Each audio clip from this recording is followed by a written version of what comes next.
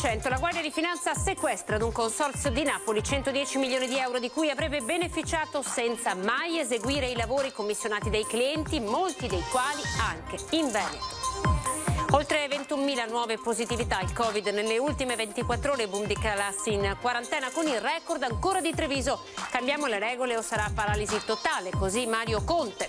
Green Pass scaduto, niente alloggio al Danieli per l'attore regista John Malkovich impegnato nelle riprese di Ripley. Il plauso degli albergatori veneziani, regole uguali per tutti. Da domani è obbligatorio avere almeno il Green Pass base per l'accesso ai servizi alla persona, parrucchieri, tatuatori, centri estetici, titolari bene, ma resta il rischio abusivi. Sarà l'autopsia disposta dalla Procura di Padova a far luce sulla morte di 2 fidanzati trovati senza vita lunedì. In un appartamento si indaga anche per omicidio. Fibrillazione in casa Lega, Giampaolo Gobbo, anima del Carroccio in Veneto, si rivolge ai vertici regionali del partito. C'è un problema di comunicazione evidente, bisogna ripristinare il dialogo con la base. In fase di allestimento al centro San Gaetano di Padova la mostra di Marco Goldin dedicata alla pittura romantica, gran parte dei 75 capolavori già arrivati in città. Buonasera, ben ritrovati con l'informazione veneta dei nostri notiziari. Lavori mai eseguiti, ma i soldi, quelli sì, li avevano presi attraverso la cessione del credito. L'operazione della Guardia di Finanza di Napoli e vede coinvolte anche molti clienti del Veneto e del Trevigiano. È sfociato in un sequestro preventivo di quasi 110 milioni di euro di crediti d'imposta da parte della Guardia di Finanza il caso del consorzio SGAI di Napoli, sul quale la Procura della Repubblica partenopea ha aperto un'indagine ipotizzando che abbia truffato centinaia di clienti che gli si erano affidati per beneficiare del super bonus 110%. Eseguiti perquisizioni e sequestri nelle abitazioni di 21 persone coinvolte a vario titolo nell'inchiesta e di 3 sedi di enti o società. Una perquisizione è stata eseguita anche nel Trevigiano, proprio nella sede di una società legata a SGAI, ma non sono stati sequestrati crediti e nella Marca non risultano attualmente indagati.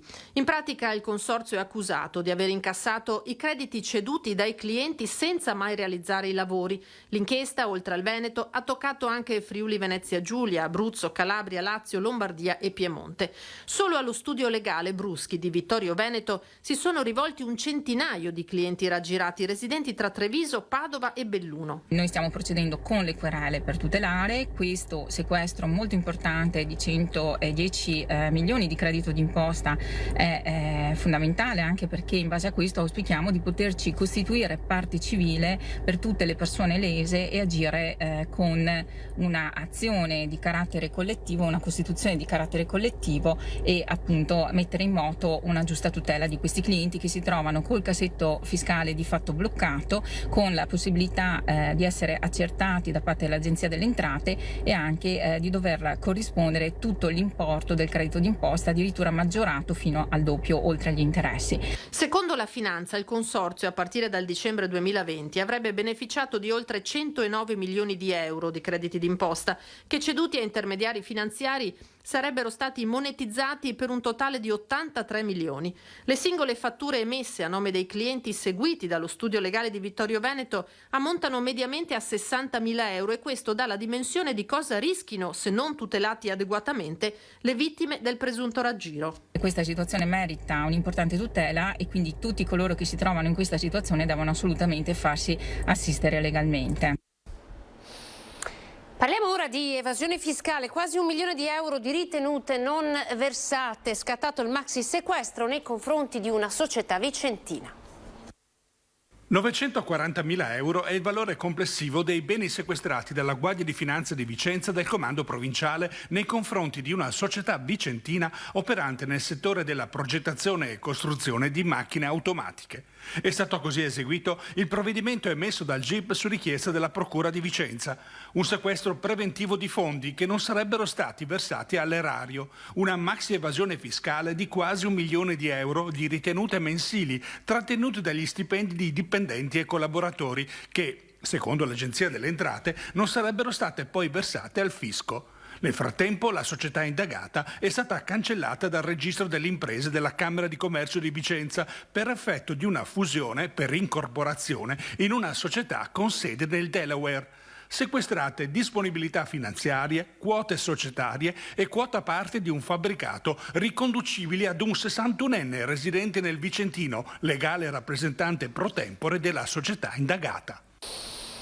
Sanità, con i conti del Covid, ancora circa 21.000 i nuovi positivi in tutto il Veneto, record di classi in quarantena, record detenuto ancora una volta dalla provincia di Treviso. Boom di provvedimenti nelle scuole, bisogna cambiare strategia, ha detto il presidente di ANCI Mario Conte, altrimenti rischiamo la paralisi totale. Erano 1.000 soltanto alla fine della scorsa settimana, oggi sono già oltre 2.000, 2.093 per la precisione le classi della Marca sottoposte a provvedimento, 638 le quarantene, 195 le classi sia in quarantena che monitoraggio, un record regionale ma anche un puzzle sempre più complesso da comporre. Da sindaco dico che ormai questa gestione sta diventando davvero complicata sotto tutti i punti di vista, perché si rischia di paralizzare il sistema quando la stragrande maggioranza dei casi o è asintomatica o manifesta poco più di un raffreddore. Questa è la verità. Ovviamente massimo rispetto, perché all'interno delle strutture ospedaliere i ricoverati sono ancora tanti.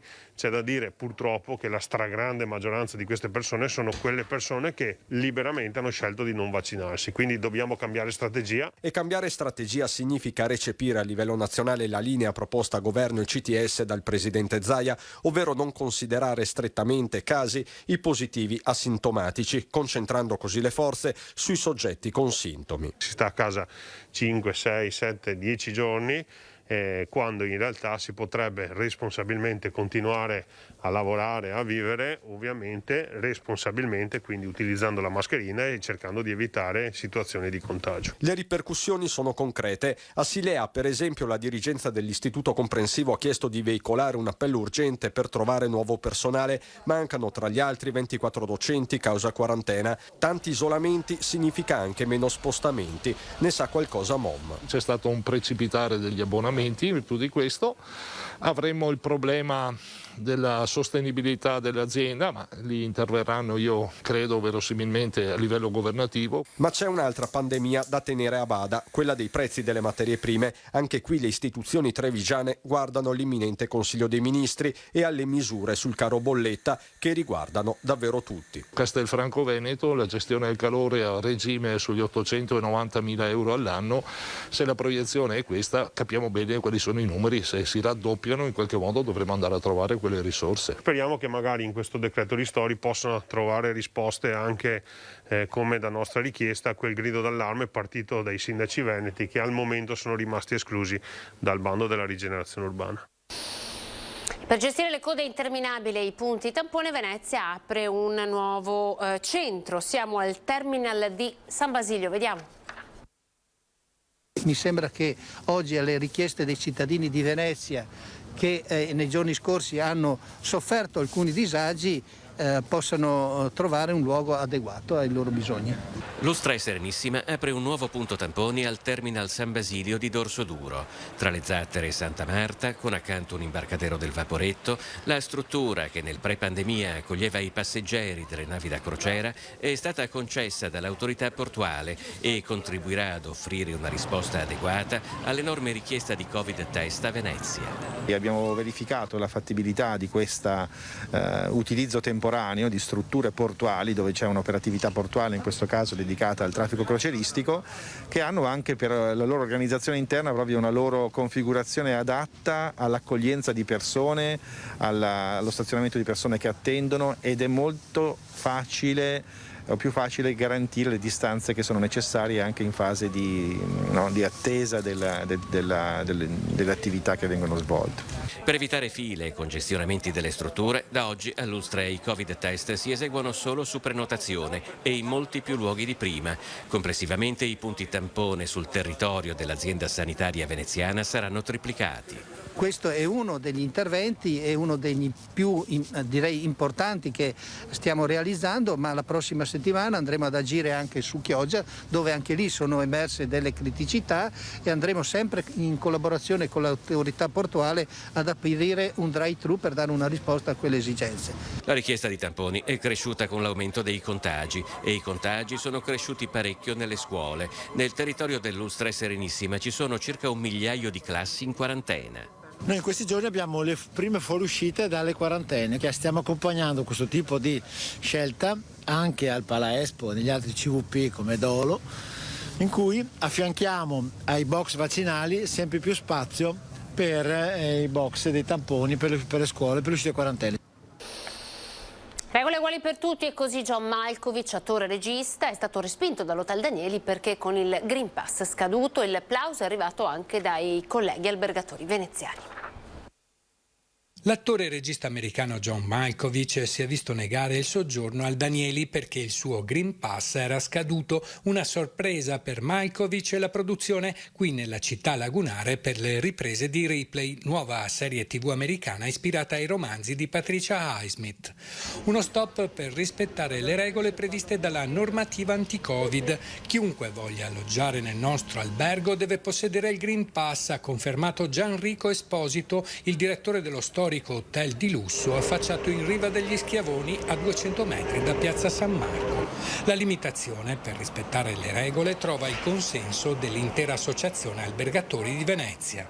Premesso che l'Hotel Danieli non fa parte, non è associato all'Associazione Veneziana Albergatori che io rappresento e presiedo, mi devo felicitare e complimentare con la direzione dell'Hotel Danieli e lo staff per la determinazione ferrea con la quale sono state applicate le regole anti-Covid. Esistono direttamente dei protocolli che devono essere osservati da chiunque senza deroghe e senza eccezioni. Malkovich, per nulla turbato dall'imprevisto, ha ingannato l'attesa facendo spese in un supermercato, mentre la produzione gli ha trovato una sistemazione in una casa privata.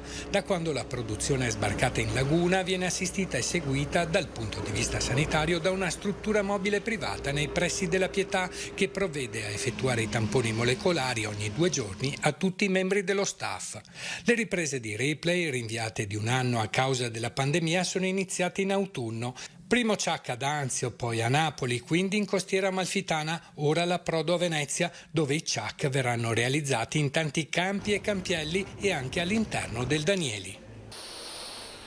Green Pass obbligatorio, quello base, da domani anche per i servizi alla persona, quindi ad esempio per andare dal parrucchiere oppure dall'estetista. Sentiamo come è stata accolta questa novità da chi lavora.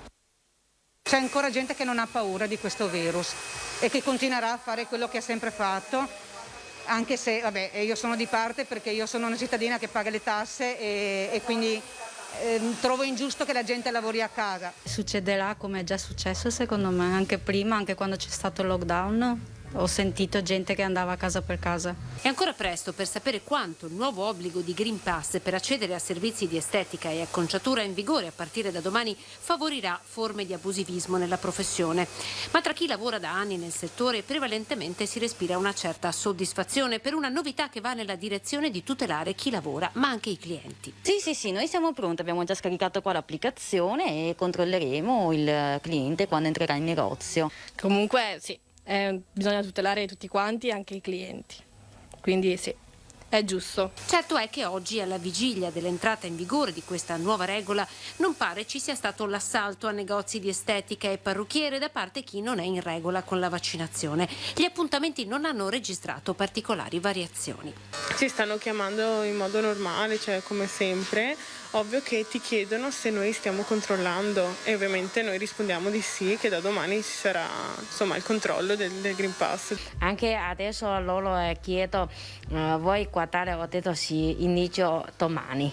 Noi già comunque ci siamo preparati a chiedere ai nostri clienti se erano vaccinati e la maggior parte ci ha detto di sì. Tra clienti che hanno già iniziato ad esibire il Green Pass all'ingresso e titolari che hanno anzitempo cercato di sondare la copertura vaccinale dei loro clienti, l'augurio è che la nuova misura non diventi occasione per dividere una categoria. Spero che tutti noi abbiamo l'accortezza di controllare e di darci una mano. Da domani sarà obbligatorio mostrare il Green Pass, sempre base, anche per tatuaggi e piercing e, come denuncia Confartigianato, anche per ritirare capi in pulitura. Per questo settore rimane la speranza di essere inserito tra i servizi essenziali per i quali la certificazione verde non servirà nel prossimo DPCM. Ci sono delle novità in merito alle minacce Novax ad Antonella Viola. La busta con all'interno un proiettile sarebbe partita dalla città di Bologna. È stata spedita da Bologna la lettera di minaccia indirizzata all'immunologa della Città della Speranza, Antonella Viola. Non si fermano le indagini sull'episodio accaduto a inizio anno. Una lettera scritta a macchina con all'interno un bossolo calibro 22, quella indirizzata alla professoressa padovana e recapitata alla Città della Speranza, così come a Padova è arrivata anche la lettera di minacce ricevuta dal presidente di AIFA, Giorgio Palù. Indagini separate per episodi che per ora non risulterebbero avere punti di convergenza. Sul fronte dell'inchiesta sulle minacce a Palù, gli investigatori stanno lavorando sulle immagini registrate dalle telecamere di sorveglianza nei pressi del Dipartimento di Medicina Molecolare dell'Università, dove è stata consegnata la lettera. In città, dopo la prima protesta dell'anno in piazzetta Sartori, il Movimento Veneto contro il Green Pass lancia un nuovo appuntamento per sabato prossimo. Sempre Padova sarà l'autopsia disposta dalla Procura a far luce sulla morte dei due fidanzati trovati impiccati in un appartamento proprio nel centro di Padova. Vuole sciogliere tutti i nodi sulla morte di Michele Schiavon, 54 anni, e di Valentina Costa, 36 anni, la Procura di Padova. I due fidanzati sono stati trovati senza vita con una corda legata al collo lunedì pomeriggio nella tromba delle scale di un appartamento nelle loro disponibilità in via San Giovanni da Verdara. Sul posto i carabinieri e i sanitari del 118. Un primo esame porterebbe le indagini a indirizzarsi verso un gesto volontario, ma il pubblico ministero Cristina Gava ha aperto un fascicolo per omicidio e disposto l'autopsia e gli esami tossicologici per escludere ogni ipotesi. Nel frattempo gli inquirenti sono al lavoro per ricostruire le ultime ore di vita dei due fidanzati e si esaminano i due cellulari. Andiamo in pubblicità, tra poco.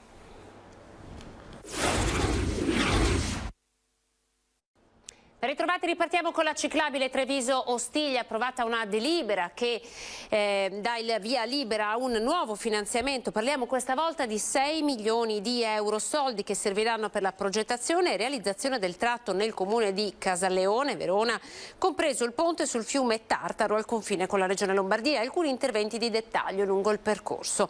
Grazie a questi soldi stanziati dalla Giunta regionale riusciremo, ha detto l'assessore Elisa De Berti, ad ultimare l'intero tracciato della ciclabile Treviso-Ostiglia che oggi risulta completamente finanziato.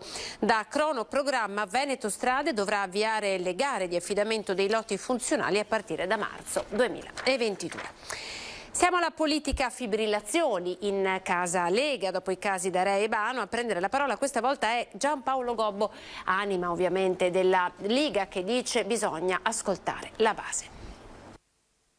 Certamente un partito che cambia ragione sociale, è evidente che qualche problema c'è stato, ma io credo siano comunque delle tensioni che sono comunque riconducibili al fatto che non ci si parli più e che non ci siano più, diciamo, situazioni di incontro fra le varie forze, soprattutto dalla base e dei vari vertici, diciamo, che sono nella regione e che sono al Parlamento. Non fa nomi, ma il riferimento all'attuale commissario regionale Alberto Stefani è abbastanza evidente e tutt'altro che casuale, soprattutto perché da politico di lungo corso Giampaolo Gobbo sa ben soppesare le parole. Per il padre nobile della Lega in Veneto, di cui è stato capo indiscusso tra il 98 e il 2012, nel Carroccio va recuperato il dialogo con la base, processo che la pandemia certo non ha aiutato. Io credo che ci sia stato in tutti i partiti, evidentemente, perché con questo Covid, con il fatto di non poter più avere riunioni,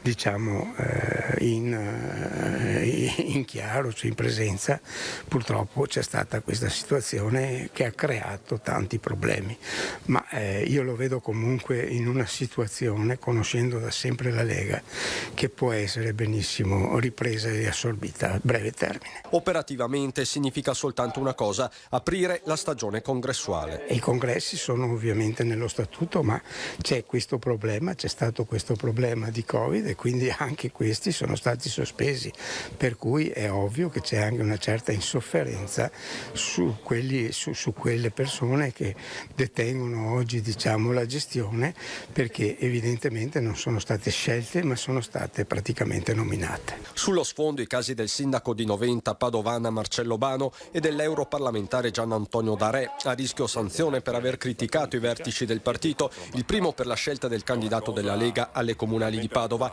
il secondo per aver giudicato ambiguo l'atteggiamento del leader Salvini nei confronti delle vaccinazioni. Lo stesso Gobbo ha sentito e visto l'amico D'Arè, ma attenzione, sembra dire, inutile farne una questione di dettagli. Sulla vaccinazione sono d'accordo, ma non è questo il problema, non credo sia questo il problema, è un problema politico molto più profondo.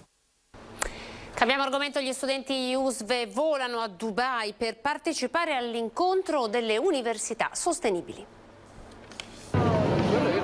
16 studenti dell'Istituto Universitario Salesiano di Venezia sono volati all'Expo di Dubai per dare il nostro contributo in partnership con la rete delle università sostenibili italiane. Il loro contributo è stato offerto attraverso diverse forme, dalla presentazione di un progetto di comunicazione social legata ai temi della sostenibilità incentrato sulla lotta all'inquinamento fino all'ecologia integrale. Come gli studenti universitari e le università possono contribuire ad un futuro sostenibile, un futuro che tenga conto delle necessità dell'ambiente e anche di quelle sociali.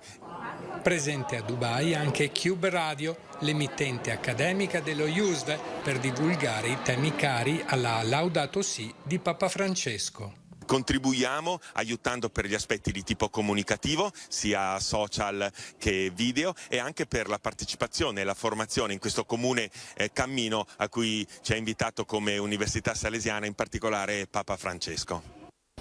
Ora vi facciamo vedere in anteprima le immagini dell'allestimento della nuova mostra di Marco Goldin. Siamo al San Gaetano di Padova. Le bianche scogliere di Rügen, il capolavoro del pittore Caspar Friedrich, è già arrivato a Padova in vista della grande mostra Storie di lune e poi di sguardi e montagne, dai romantici a segantini, ideata e curata dallo storico d'arte trevigiano Marco Goldin, che dopo la mostra su Van Gogh torna a Padova al Centro Culturale San Gaetano con un'altra esposizione di livello internazionale. Ecco in anteprima le immagini dell'allestimento in corso in queste ore nella sede del museo. Il momento dell'allestimento non è un momento tecnico, è un momento fondativo e costitutivo dell'identità del direttore, appunto di Marco Goldin, che dà la sua anima narrativa a questo luogo. Direi che questa grande mostra, mi auguro, possa essere una grandissima occasione per moltissimi turisti e per molti padovani di visitarla e di conoscere ovviamente Padova, anche perché abbiamo immaginato una campagna promozionale che mette in rete la grande mostra e giustamente la Urbs Picta. La nuova mostra, che aprirà al pubblico il prossimo 29 gennaio, è il primo capitolo di un ampio progetto espositivo chiamato Geografie dell'Europa, la trama della pittura tra 800 e 900. Il tema della montagna è un tema veramente dominante all'interno di questa mostra, dalla prima alla, non dico all'ultima che siamo qui, alla penultima sala.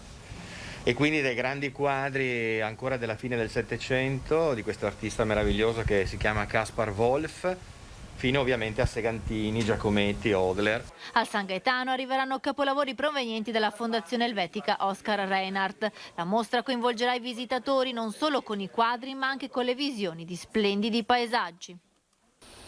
Giusto il tempo per dare uno sguardo al meteo. Io vi saluto, grazie per essere stati in nostra compagnia. Dopo di noi il TG di Venezia. Arrivederci.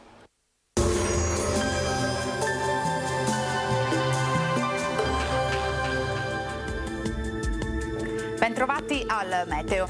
Giovedì 20 gennaio, pressione atmosferica in diminuzione per l'arrivo di un veloce fronte instabile dal nord Europa che porterà qualche disturbo. Vediamo la situazione nel dettaglio. Sul Veneto fino al primo mattino cielo in prevalenza nuvoloso. Saranno possibili deboli o debolissime precipitazioni sparse che potranno bagnare le zone di pianura. In seguito e dunque dal pomeriggio schiarite via via più ampie a partire dai rilievi fino a cielo sereno o poco nuvoloso. Temperature minime in lieve aumento in pianura ma ancora prossime o inferiori allo zero, massime sui 6-8 gradi. Spostiamoci ora sul Friuli Venezia Giulia. Anche in questo caso avremo molte nubi con qualche pioggia inizialmente, ma in cessazione con il passare delle ore, quando sarà più soleggiato. Temperature minime tra lo 0 e i 4 gradi, massime sui 7-10 gradi. Infine diamo uno sguardo alla situazione del Trentino Alto Adige, dove sarà assolutamente soleggiato, non sono previsti fenomeni, solo qualche addensamento. Temperature minime intorno a meno 4, meno 2 gradi, massime sui 7-8 all'incirca. Dal meteo di Antenna 3 per ora è tutto, grazie per l'attenzione e arrivederci.